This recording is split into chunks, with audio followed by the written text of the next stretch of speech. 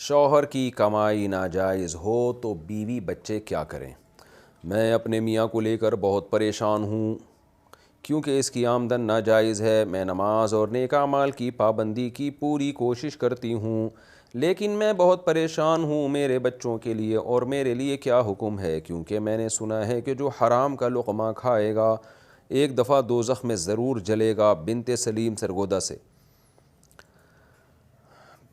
آپ نے صحیح سنا ہے، یہ تو نہیں ہے کہ لازمی جلے گا، وہ تو توبہ کر لے، اللہ تعالیٰ اس کو توفیق دے توبہ کی۔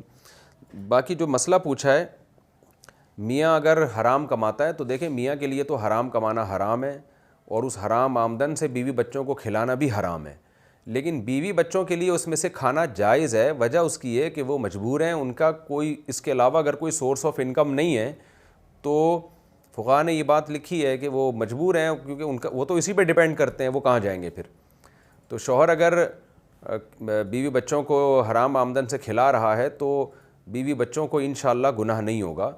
آپ صبر سے کام لیں اور شوہر کے لیے دعا کرتی رہیں کہ اللہ اس کو حلال کی توفیق عطا فرمائے، اور شوہر کو آرام سے محبت سے سمجھاتی رہیں، علماء کے بیانات سنائیں، حرام پر جو وعیدیں ہیں وہ اس کو بتائیں، تاکہ شاید کسی دن ان کو غیرت آ جائے اور اللہ ان کو توبہ کی توفیق عطا فرما دے۔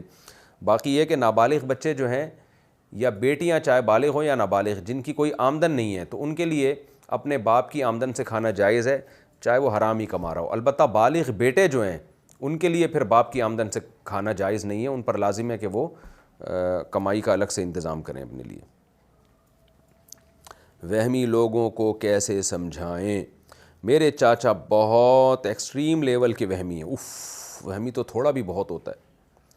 ویسے وہ بہت مذہبی ہیں، لیکن پاکی کے بارے میں اتنے آگے نکلے ہوئے ہیں کہ وضو بھی ان کا 15-20 منٹ تک چلتا ہے، بہت جلدی ہو جاتا ہے 20 منٹ میں۔ وہمیوں کا تو 6 مہینے چلتا رہتا ہے، اور وہ 2 ٹینکیاں نہانے میں خالی کر دیتے ہیں۔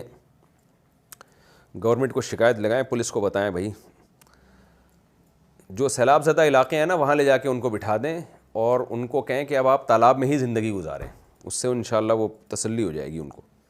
ان کو سمجھاؤ یا کوئی بیان سناؤ تو وہ کہتے ہیں ہاں جی مولانا صاحب کہہ رہے ہیں وہ ٹھیک ہے، لیکن میں اپنی طرف سے کوئی کمی نہیں چھوڑنا چاہتا کہ کہیں کسی معاملے میں کوئی پکڑ نہ ہو جائے۔ ان سے بولیں یہ جو آپ کر رہے ہو نا اس پہ چترول لگیں گے، اللہ مجھے اچھا نہیں لگ رہا یہ الفاظ میں استعمال کروں، یہ جو 2 ٹینکیاں آپ اسراف کر رہے ہو نا، ان سے بولیں کہ اس پہ قیامت کے دن پکڑ ہوگی۔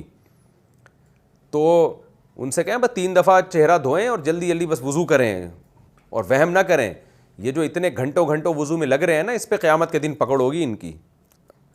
اس صورت میں کیا کرنا چاہیے؟ یہی انیشا صاحبہ نے دہلی سے پوچھا ہے، ان کو یہی سمجھائیں کہ وہم اور اس طرح سے لمبے وضو کرنا، 20 40 منٹ وضو میں لگا دینا اور ٹینکیاں بہا دینا، یہ حرام ہے، ناجائز ہے، اور اس سے اللہ خوش نہیں ہوگا۔ تو بس جلدی سے وضو کر لیا کریں، اللہ نے ہمیں اسی کا مکلف بنایا، اور وہم نہ کیا کریں کہ کوئی جگہ خوش رہ گئی ہے کہ نہیں رہ گئی ہے۔